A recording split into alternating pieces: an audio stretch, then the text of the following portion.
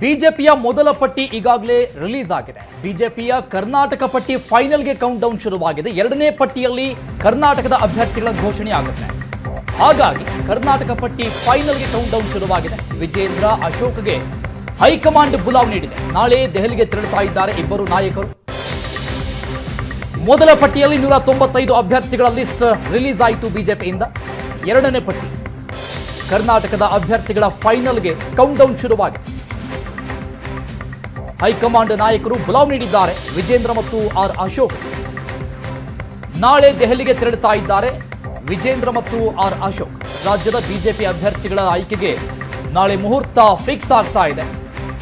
ನಾಳೆ ಸಂಜೆ ದೆಹಲಿಯಲ್ಲಿ ಹೈ ವೋಲ್ಟೇಜ್ ಮೀಟಿಂಗ್ ನಡೆಸಲಾಗುತ್ತೆ. ರಾಜ್ಯದ ಬಿಜೆಪಿ ಅಭ್ಯರ್ಥಿಗಳ ಆಯ್ಕೆಗೆ ನಾಳೆ ಮುಹೂರ್ತವನ್ನ ಫಿಕ್ಸ್ ಮಾಡಿದ್ದಾರೆ ಹೈಕಮಾಂಡ್ ನಾಯಕರು. ಕರ್ನಾಟಕದ ಟಿಕೆಟ್ ಫೈನಲ್ ಮಾಡೋದಕ್ಕೆ ಆರ್ ಅಶೋಕ್ ಮತ್ತು ಬಿಜೆಪಿಯ ರಾಜ್ಯಾಧ್ಯಕ್ಷ ವಿಜೇಂದ್ರ ಅವರನ್ನ ಕರೆಸಿಕೊಳ್ತಾ ಇದ್ದಾರೆ.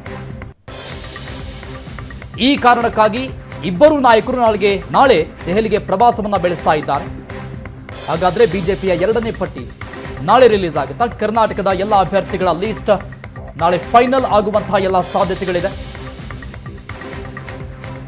ಮೊದಲ ಪಟ್ಟಿಯಲ್ಲಿ 195 ಅಭ್ಯರ್ಥಿಗಳ ಘೋಷಣೆ ಆಯಿತು. 195 ಅಭ್ಯರ್ಥಿಗಳ ಪರವಾಗಿ ಆ ಲಿಸ್ಟ್ನಲ್ಲಿ ಯಾವೊಬ್ಬ ಕರ್ನಾಟಕದ ಅಭ್ಯರ್ಥಿ ಹೆಸರು ಘೋಷಣೆ ಆಗಿಲ್ಲ.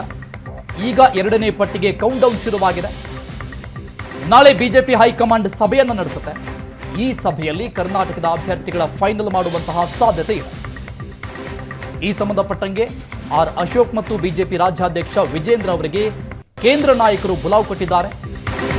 ಸಂಬಂಧಪಟ್ಟಂಗೆ ಇಬ್ಬರು ನಾಯಕರು ನಾಳೆ ದೆಹಲಿಗೆ ಪ್ರಯಾಣವನ್ನ ಬೆಳೆಸ್ತಾ ಇದ್ದಾರೆ. ಇನ್ನು ಹಾವೇರಿ ಟಿಕೆಟ್ಗಾಗಿ ಮಾಜಿ ಸಚಿವ ಈಶ್ವರಪ್ಪ ಬಿಗಿಪಟ್ಟನ್ನ ಹಿಡಿದಿದ್ದಾರೆ. ಈಶ್ವರಪ್ಪನವರ ಪುತ್ರ ಕಾಂತೇಶ್ಗೆ ಹಾವೇರಿ ಟಿಕೆಟ್ ಕೊಡಬೇಕು ಅಂತ ಪಟ್ಟನ್ನ ಹಿಡಿದಿದ್ದಾರೆ ಈಶ್ವರಪ್ಪ.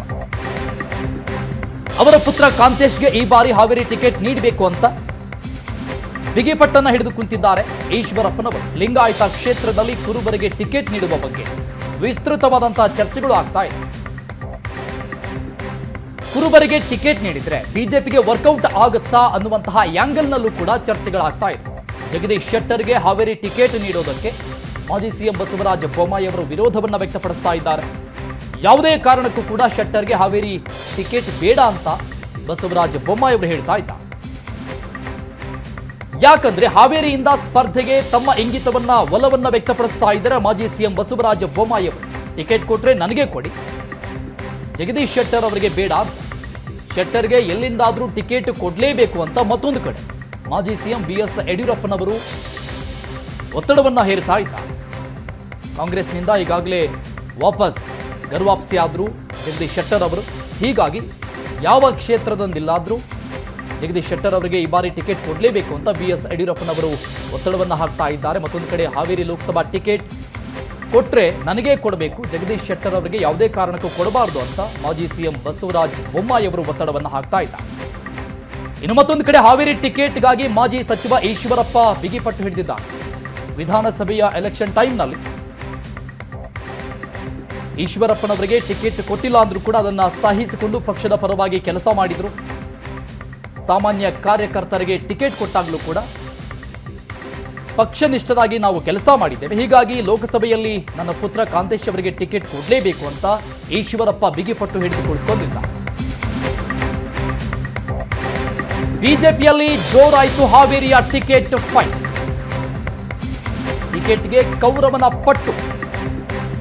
ಹೀಗಾಗಿ ಈಶ್ವರಪ್ಪ ಪುತ್ರನಿಗೆ ಇಕ್ಕಟ್ಟು ಇದ್ದಂತಾಗಿದೆ. BC Patil versus Kantesh. ಹಾಗಾದ್ರೆ ಯಾರಿಗೆ ಸಿಗುತ್ತೆ ಹಾವೇರಿಯ ಲೋಕಸಭಾ ಟಿಕೆಟ್? ಈ ಟಿಕೆಟ್ ಜಟಾಪಟಿಗೆ ಇದೀಗ BC ಪಾಟೀಲ್ ಕೂಡ ಎಂಟ್ರಿ ಆಗಿದ್ದಾರೆ. BC ಪಾಟೀಲ್ ವರ್ಸಸ್ ಕಾಂತೇಶ್ ನಡುವೆ ಟಿಕೆಟ್ ಫೈಟ್ ಜೋರಾಗ್ತಾ ಇದೆ. ಸೈಲೆಂಟ್ ಇದ್ದೇವೆ ಅಂದ್ರೆ ಅದು ನಮ್ಮ ದೌರ್ಬಲ್ಯ ಅಲ್ಲ ಅಂತ ಹಿರೇಕೆರೂರಲ್ಲಿ ಮಾಜಿ ಸಚಿವ BC ಪಾಟೀಲ್ ಹೇಳಿಕೆ ಕೊಟ್ಟಿದ್ದಾರೆ.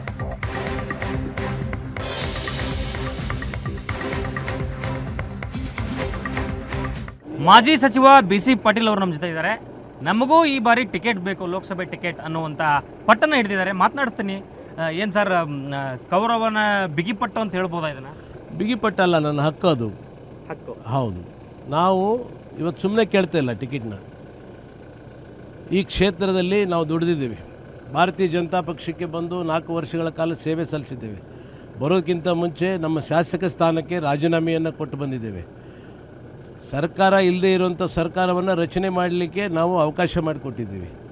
ಇವತ್ತು ನಾವು ಸೋತಿದ್ದೇವೆ. ಯಾಕೆ ಸೋತ್ವಿ ಅನ್ನೋದು ಭಾರತೀಯ ಜನತಾ ಪಕ್ಷದ ಎಲ್ಲರಿಗೂ ಕೂಡ ಗೊತ್ತಿದೆ. ಇಡೀ ಜಿಲ್ಲೆಯಲ್ಲಿ 6ಕ್ಕೆ 5 ಸ್ಥಾನ ಯಾಕೆ ಸೋಲ್ತು ಅಂತೇಳಿ ಅವರಿಗೆ ಕೂಡ ಚೆನ್ನಾಗಿ ಗೊತ್ತಿದೆ. ಹಾಗಾಗಿ ಇವತ್ತು ನಮಗೆ ಅವಕಾಶವನ್ನು ಕಲ್ಪಿಸ್ಕೊಡ್ಬೇಕು. ಮತ್ತು ನಾನು ಹಾವೇರಿ ಗದಗ ಜಿಲ್ಲೆ ಎರಡೂ ಕೂಡ ಉಸ್ತುವಾರಿಯಾಗಿ ಕೆಲಸ ಮಾಡಿದ್ದೀನಿ. ಹಾಗಾಗಿ ನನಗೇ ಕೊಡೋದು ನ್ಯಾಯ ಅಂತೇಳಿ ನಾನು ನನ್ನ ಪಕ್ಷದ ವರಿಷ್ಠರಿಗೆ ಡಿಮ್ಯಾಂಡನ್ನು ಇಡ್ತಾ ಇದ್ದೀನಿ. ನಾನಲ್ಲ ಅನ್ಕಂಡೆ ಬಸವರಾಜ ಬೊಮ್ಮಾಯಿ ಅವರು ಡೆಲ್ಲಿಗೆ ಹೋಗಿ ಬಂದಿದ್ದಾರೆ, ಅವರಿಗೆ ಟಿಕೆಟ್ ಫೈನಲ್ ಅಂತ ಹೇಳಲಾಗ್ತಾ ಇದೆ. ಯಾರು ಹೇಳಿದ್ರು ಅದನ್ನು? ಇನ್ನೂ ಪಕ್ಷದ ವರಿಷ್ಠರು ಹೇಳಬೇಕು. ಅದೇ ಬಂದಾಗ ನೋಡೋಣ ಅಂತ ಏನಾಗುತ್ತೆ ಅಂತ. ಅವರು ತ್ಯಾಗ ಮಾಡಲಿ ಅಂತೀರಾ? ಮಾಡಬೇಕ್ರಿ, ಒಬ್ಬರಿಗೊಬ್ಬರು ತ್ಯಾಗ ಮಾಡಲೇಬೇಕಾಗುತ್ತೆ. ಎಲ್ಲವೂ ನನಗೆ ಬೇಕು ಅಂದರೆ ಹೆಂಗೆ? ಹಾಂ, ಅವಕಾಶ ಕಲ್ಪಿಸ್ಕೊಡ್ಬೇಕಲ್ಲ ಎಲ್ಲರಿಗೂ. ಒಂದು ಕಡೆ ಕಾಂತೇಶ್ ಅವರಿಗೆ ಶತಾಯಗತ ಈ ಬಾರಿ ಹಾವೇರಿ ಟಿಕೆಟ್ ತರಲೇಬೇಕು ಅಂತ ಈಶ್ವರಪ್ಪನವ್ರು ಓಡಾಡ್ತಿದ್ದಾರೆ. ದೆಹಲಿ ಮಟ್ಟದಲ್ಲಿ ದೊಡ್ಡ ಮಟ್ಟದ ರಾಜಕಾರಣ ನಡೀತಾ ಇದೆ. ನೋಡಪ್ಪ, ಅಷ್ಟು ಲಾಬಿ ಮಾಡೋ ಶಕ್ತಿ ನನಗಿಲ್ಲ. ನನಗೆ ಹೈಕಮಾಂಡ್ನಲ್ಲಿ ಯಾರೂ ಪರಿಚಯ ಇಲ್ಲ. ನಾವು ಇಲ್ಲಿ ನಮ್ಮ ಯಡಿಯೂರಪ್ಪನವ್ರನ್ನ, ವಿಜೇಂದ್ರ ಅವ್ರನ್ನ, ಕರ್ನಾಟಕ ರಾಜ್ಯದ ಮುಖಂಡರುಗಳನ್ನ ನಂಬಿದ್ದೀವಿ. ಯಡಿಯೂರಪ್ಪನವ್ರ ಮೇಲೆ ಭರವಸೆ ಇದೆ. ಯಾಕೆಂದರೆ ಅವರು ಕೊಟ್ಟು ಮಾತು, ನಮಗೇನು ಮಾತು ಕೊಟ್ಟರು ಅಂತ ನಾನು ಹೇಳಲ್ಲ, ಆದರೆ ಅವರು ಎಲ್ಲವನ್ನು ಅಳೆದು ತೂಗ್ತಾರೆ. ಅಷ್ಟು ಸುಲಭವಾದಂಥ ವ್ಯಕ್ತಿ ಅಲ್ಲ ಯಡಿಯೂರಪ್ಪನವರು. ಹಿಂದೆ ಅವ್ರೇನು ನಮ್ಮ ಮಾತು ಕೊಟ್ಟರು ನಡ್ಕೊಂಡಿದ್ದಾರೆ. ನಾವು ಹೋಗಿ ವಿನಂತಿ ಮಾಡಿದ್ದೀವಿ, ಸರ್ ನಾನು ಇವತ್ತು ಅವಕಾಶ ವಂಚಿತನಾಗಿದ್ದೇನೆ, ನನಗೆ ಗೆಲ್ಲಕ್ಕಾಗಿಲ್ಲ, ಇವತ್ತು ಅವಕಾಶ ಇದೆ, ನೀವು ಅವಕಾಶ ಕೊಡಿ, ನಾನು ಗೆಲ್ತ್ಕೊಂಬರ್ತೀನಿ ಅಂತ ಹೇಳಿದ್ದೀನಿ. ಆಯ್ತು ನೋಡೋಣ ಅಂತ ಹೇಳಿದ್ದಾರೆ. ಹಾವೇರಿ ಗರಡಿಲಿ ತೊಡೆ ತಟ್ಟಲಿಕ್ಕೆ ನಾವೇ ಲೋಕಲ್ ಪೈಲ್ವಾನರು ಇದ್ದೀವಿ, ಬೇರೆ ಜಿಲ್ಲೆ ಪೈಲ್ವಾನರು ಯಾಕೆ ಬೇಕು ಅಂತ ಬಿ ಸಿ ಪಾಟೀಲ್ ಪ್ರಶ್ನೆ. ಅದು ಖಂಡಿತವಾಗಿ ನಮ್ಗೆ ಯಾರಿಗೂ ಶಕ್ತಿ ಇಲ್ಲ, ನಮಗೆ ಯಾರಿಗೆ ಕುಸ್ತಿ ಆಡೋಕ್ಕೆ ಬರಲ್ಲ, ಪಟ್ಟುಗಳು ಗೊತ್ತಿಲ್ಲ ಅಂದರೆ ಅವಾಗ ಬೇರೆಯವ್ರು ಕರ್ಕೊಂಬರಲಿ. ಇಲ್ಲೇ ಸಾಕಷ್ಟು ಜನ ಇದ್ದು ನಾವೇ ಕುಸ್ತಿ ಆಡೋಕ್ಕೆ ತಯಾರಿದ್ದಾಗ ನೀವು ಕೂತ್ಕೊಂಡ್ರೆ ಈ ಕಡೆಗೆ ನಾವು ಬೇರೆಯವ್ರು ಬಂದು ಆಡ್ತೀವಿ ಅಂದರೆ ಹೆಂಗಾಗುತ್ತೆ? ಚಪ್ಪಾಳಿ ಹೊಡೆಯೋರ ಬೇಕಾಗುತ್ತಲ್ಲ ಕೊನೆಗೆ ಕುಸ್ತಿ ಆಡಬೇಕಾದ್ರೆ. ಜಾತಿ ಮೇಲೆ ಚುನಾವಣೆ ಆಗಲ್ಲ. ಕೆಲವು ಟೈಮ್ ಎಲ್ಲೋ ಯಾವುದೋ ಗ್ರಾಮ ಪಂಚಾಯತಿಗಳಲ್ಲಿ ನಡೀಬೋದೇ ಹೊರತು ಈ ಲೋಕಸಭಾ ಚುನಾವಣೆಗಳಲ್ಲಿ ಜಾತಿ ಆಧಾರದ ಮೇಲೆ ಚುನಾವಣೆ ನಡೆಯೋದಿಲ್ಲ. ಅದು ಚುನಾವಣಾ ಕಣದಾಗ ಯಾವ್ಯಾವ ಕತ್ತಿ ವರ್ಷಗಳು, ಯಾರ್ಯಾರು ಪಟ್ಟುಗಳು ಹೆಂಗೆ ಇರ್ತವೆ ಅದ್ರ ಮೇಲೆ ಆಟ ಗೆಲ್ಬೋದೇ ಹೊರತು ಜಾತಿ ಆಧಾರದ ಮೇಲೆ ಗೆಲ್ಲಕ್ಕಾಗಲ್ಲ ಯಾರು. ಬಿ ಸಿ ಪಾಟೀಲ್ ನಮ್ಮ ಸ್ನೇಹಿತರು ಮಾತಾಡ್ತೀವಿ ಅಂತೆಲ್ಲ ಹೇಳ್ಕೊಂಡು ಓಡಾಡಿದ್ರು. ಈಶ್ವರಪ್ಪನವರು ಮಾತಾಡಿದ್ರು ಸರ್? ನನಗೆ ಇಲ್ಲಿವರೆಗೂ ಮಾತಾಡಿಲ್ಲ. ಬಂದು ಭೇಟಿ ಮಾಡೋದೇನು? ಇಲ್ಲ ಅವ್ರು ನಮ್ಮ ಬೈಕಂಡೇ ಹೋಗಿದ್ದಾರೆ ಇಲ್ಲಿವರೆಗೂ. ಇವರಿಂದ ಹಾಳಾಯಿತು ಅಂತೇಳಿ ನಾವೇ ಹೇಳಿದ್ವಿ. 2-3 ಸರಿ ನಾನೇ ರಿಪ್ಲೈ ಮಾಡಿದ್ದೀನಿ, ನಾವು ಬಂದಿದ್ದಕ್ಕೆ ಇವರೆಲ್ಲ ಮಂತ್ರಿಗಳಾಗಿದ್ದು ಅಂತ. ಅಲ್ಲ, ಈಗ ತ್ಯಾಗದ ಬಗ್ಗೆ ಮಾತಾಡ್ತೀರಿ. ಗ್ರಾಮ ಪಂಚಾಯತ್ ಸದಸ್ಯ ಆಯಿತು, ಅದು ಗ್ರಾಮ ಪಂಚಾಯತ್ ಸದಸ್ಯರು ತಮ್ಮ ಹುದ್ದೆಗೆ ರಾಜೀನಾಮೆ ಕೊಡೋಕೆ ರೆಡಿ ಇರಲ್ಲ, ನೀವು ಕೊಟ್ಟು ಬಂದ್ರಿ, ಅದರ ಪ್ರತಿಫಲನೂ ಕೂಡ ನಿಮ್ಮ ಸಚಿವ ಸ್ಥಾನ ಸಿಗ್ತಲ್ಲ ಸರ್? ಒಂದು ವೇಳೆ ಅನರ್ಹತೆ ಪ್ರೂವ್ ಆಗಿದ್ರೆ ಏನು ಮಾಡ್ತಿದ್ದೆ? ನಮ್ಗೆ ಅನರ್ಹ ಮಾಡಿದ್ರಲ್ಲ, ಪ್ರೂವ್ ಆಗಿದ್ದರೆ 6 ವರ್ಷಗಳ ಕಾಲ ನಾನು ಚುನಾವಣೆ ನಿಲ್ಲಂಗಿರಲಿಲ್ಲ. ಒಂದು ವೇಳೆ ಸೋತಿದ್ರೆ ಏನಾಗಿರ್ಬೇಕು ನಮ್ಮ ಪರಿಸ್ಥಿತಿ?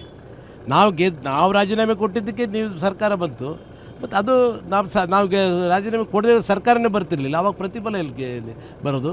ಇದು ಬಿ ಸಿ ಪಾಟೀಲ್ ಅವರ ಮಾತು. ಕ್ಯಾಮ್ರಾ ಪರ್ಸನ್ ರಾಜು ಜೊತೆ ಪವನ್, ಏಷ್ಯಾನೆಟ್ ಸುವರ್ಣ ನ್ಯೂಸ್, ಹಾವೇರಿ.